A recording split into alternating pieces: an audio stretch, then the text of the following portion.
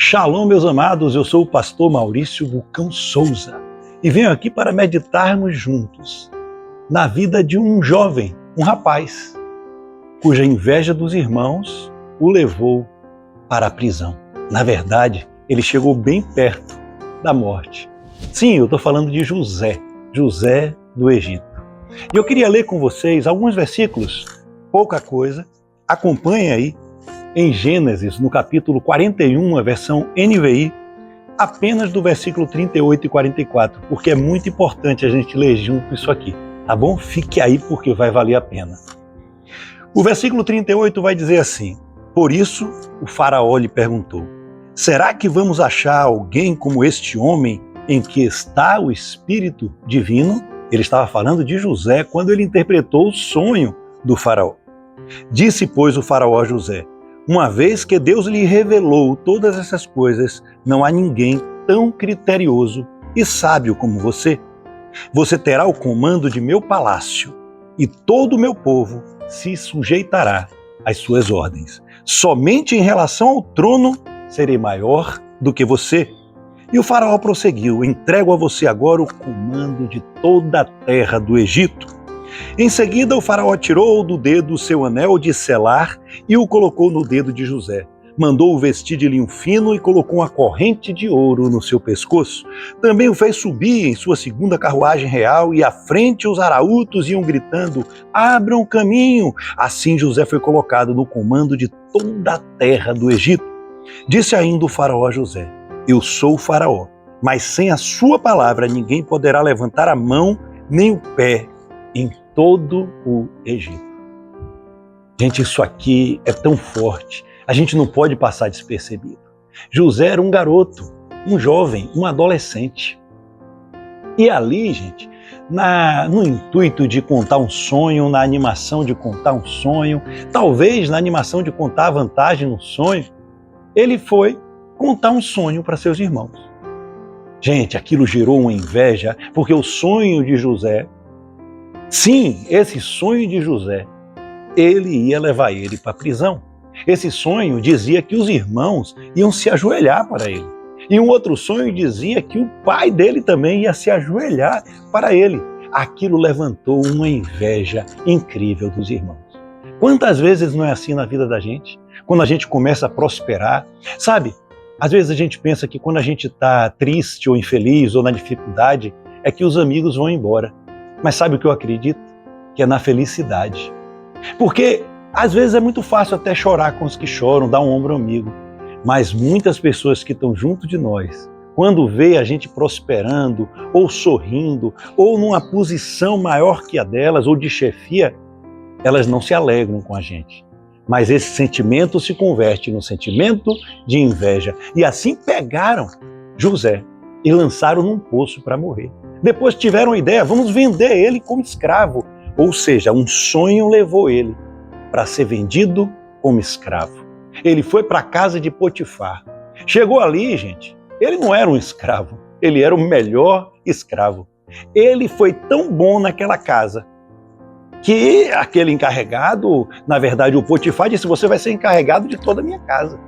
Olha, aqui você pode fazer tudo, você dá as ordens, conduza tudo, porque onde José estava, prosperava. E ali a mulher de Potifar, usada pelo inimigo, deu em cima de José. É aquela famosa frase que diz assim no mundo, pernas para que te quero. Na verdade, isso tem uma vertente bíblica, que é, foge da aparência do mal. José, um garoto, com os hormônios à flor da pele, ele não ia conseguir resistir. Foi o que ele fez? Se afastou. A mulher, então, acusou ele de assediar ela, gente. E José foi posto na prisão. José não fez nada de errado. Ou seja, ele estava livre, foi jogado num poço, foi ser escravo e foi jogado na prisão.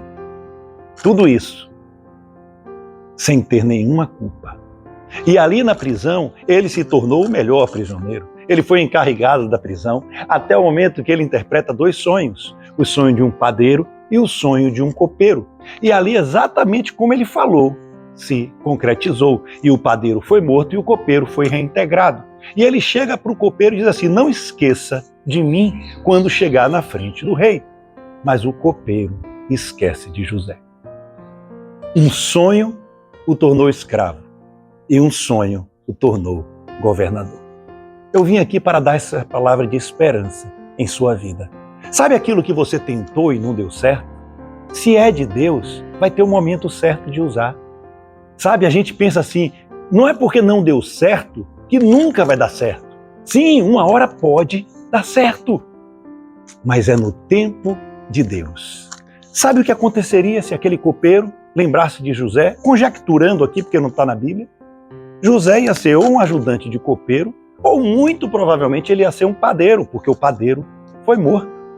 E Deus, às vezes, tem algo tão grande em nossa vida, às vezes não, Ele sempre tem algo grande em nossas vidas, porque está escrito que Ele escreveu sobre a gente antes da criação do mundo. Antes de você estar no ventre da tua mãe, Deus já tinha tudo escrito a seu respeito no livro. E se Ele escreveu tudo a seu respeito no livro, você acha que é coisa pouca? Você não acha que é uma história de sucesso para cumprir um propósito dele aqui na Terra?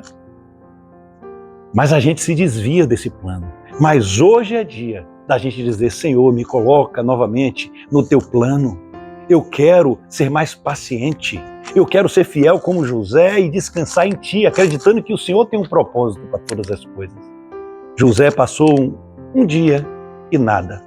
Passou um mês e ele continuou preso. E o copeiro reintegrado. Que injustiça. Passou um ano, sabe o que aconteceu? Nada. José continuou preso. Em 2 anos, eis que o copeiro lembra de José, quando o faraó tem um sonho. Ei, Deus colocou esse sonho na cabeça de faraó, porque era o momento de José. Hoje pode ser o seu momento. Se você está passando tribulação, se você está passando injustiça, ei, Jesus disse assim, alegrem-se nas tribulações. Mas ele veio para que tenhamos vida e vida em abundância. E se todas as coisas cooperam para o bem daqueles que amam a Deus e que estão no seu propósito, é hora de esperar. Mas também tem hora de não esperar. Eclesiastes capítulo 3, versículo 1 vai dizer, há um tempo e hora para todas as coisas debaixo do céu. Há tempo até para abraçar e há tempo de parar de abraçar. É tempo de cozer, é tempo de colher, é tempo de plantar. Ei, talvez seja tempo de esperar. Porque quando a gente descansa em Deus, isso alegra a Deus. Eu vou ler um versículo que está em Naum, não sei se você já leu esse livro, lá no Antigo Testamento. Um versículo só, na verdade 2. Naum, capítulo 1, versículos 6 e 7, vai dizer, quem pode resistir à sua indignação? Quem pode suportar o despertar da sua ira? Está falando de Deus. O seu furor se derrama como fogo e as rochas se despedaçam diante dele.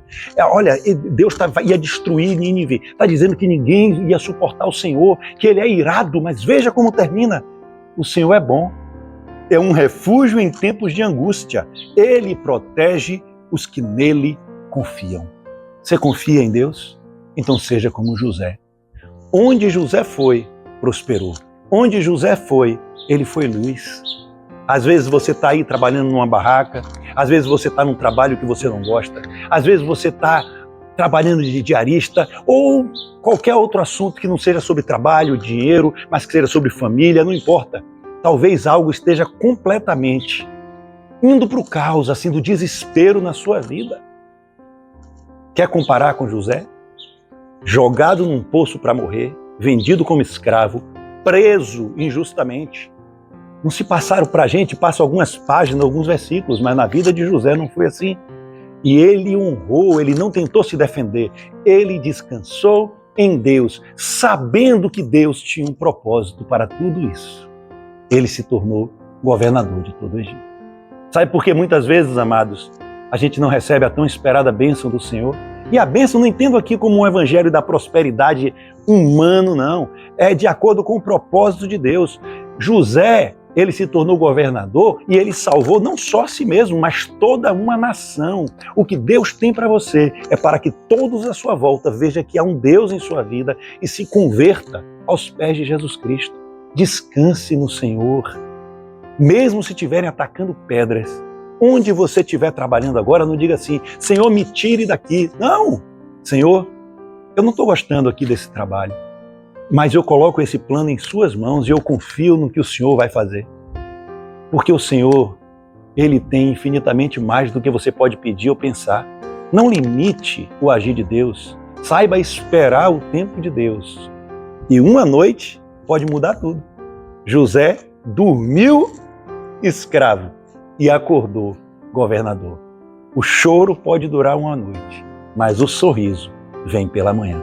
Que essa palavra fale ao seu coração, mude sua forma de pensar e você possa viver a boa, agradável e perfeita vontade de Deus. Shalom, shalom. Até a próxima palavra, em nome de Jesus.